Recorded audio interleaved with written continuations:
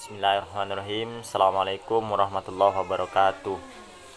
Perkenalkan, nama saya Ahmad Iqbal. Saya di sini akan menjelaskan mengenai pengertian hadis dhaif, macam-macam hadis dhaif dan contohnya. Pertama, pengertian hadis dhaif. Hadis dhaif menurut bahasa berarti hadis yang lemah.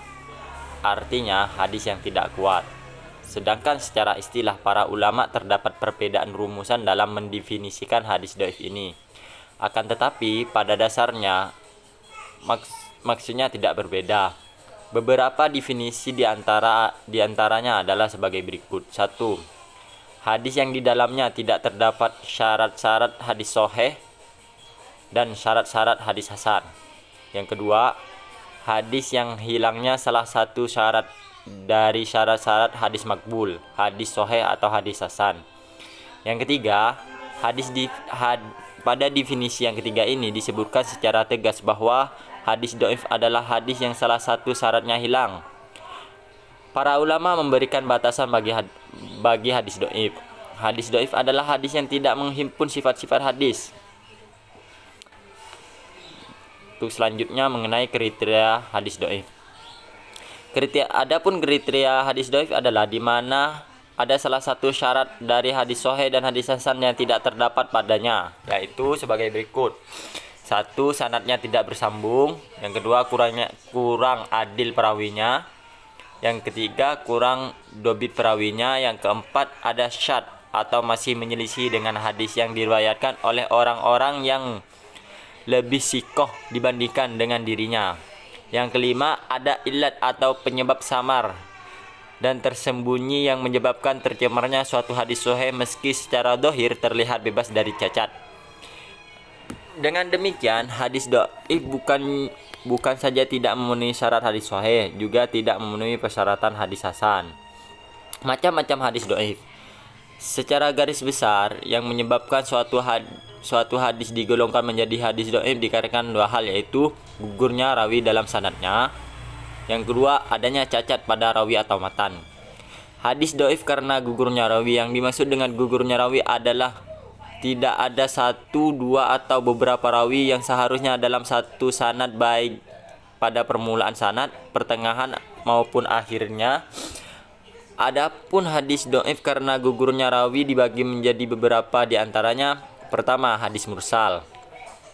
Hadis mursal menurut bahasa berarti hadis yang terlepas. Yang dimaksud terlepas yaitu hadis yang gugur sanadnya setelah tabi'in, atau hadis yang gugur rawinya di akhir sanad. Yang dimaksud dengan gugur di sini adalah nama sanad terakhirnya tidak disebutkan.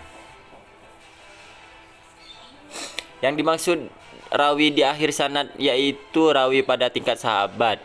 Jadi hadis mursal adalah hadis yang dalam sanadnya tidak menyebutkan sahabat Nabi sebagai rawi yang seharusnya menerima langsung dari Rasulullah SAW. Contohnya, contoh hadis mursal, Rasulullah SAW bersabda, antara kita dengan kaum munafik ada batas, yaitu menghadiri jemaah isya dan subuh. Mereka tidak sanggup menghadirinya. Hadis riwayat Malik. Yang kedua, hadis munqati. Menurut bahasa, hadis munqati berarti hadis yang terputus. Hadis yang gugur seseorang perawinya sebelum sahabat di suatu tempat, atau gugur dua orang pada dua tempat dalam keadaan tidak berturut-turut.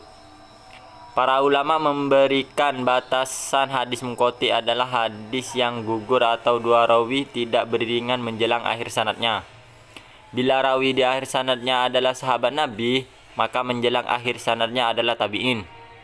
Jadi hadis munqati bukanlah rawi di tingkat sahabat yang gugur, tetapi minimal gugur seorang tabi'in. Contoh hadis munqati. Artinya Rasulullah SAW bila masuk ke dalam masjid membaca dengan nama Allah dan sejahtera atas Rasulullah, ya Allah, ampunilah segala dosaku dan bukakanlah bagiku segala pintu rahmatmu. Hadis riwayat Ibnu Majah. Yang terakhir, hadis mu'allaq. Hadis mu'allaq menurut bahasa berarti hadis yang tergantung. Menurut istilah, hadis-hadis yang gugur rawinya seorang seorang atau lebih di awal sanad.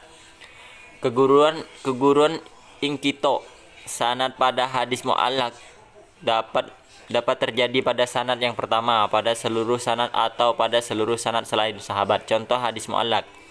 Bukhari berkata, kata Malik dan Zuhri dari Abu Salamah dari Abu Hurairah bahwa Rasulullah SAW berkata, artinya janganlah kamu melebihi sebagian nabi dan sebagian yang lain. Hadis riwayat Bukhari dan Muslim. Mungkin cukup sekian yang dapat saya presentasikan. Kurang lebihnya saya mohon maaf apabila ada kata-kata yang salah atau tingkah laku yang kurang berkenan, saya mohon maaf. Wabillahi taufiq wal hidayah. Wassalamualaikum warahmatullahi wabarakatuh.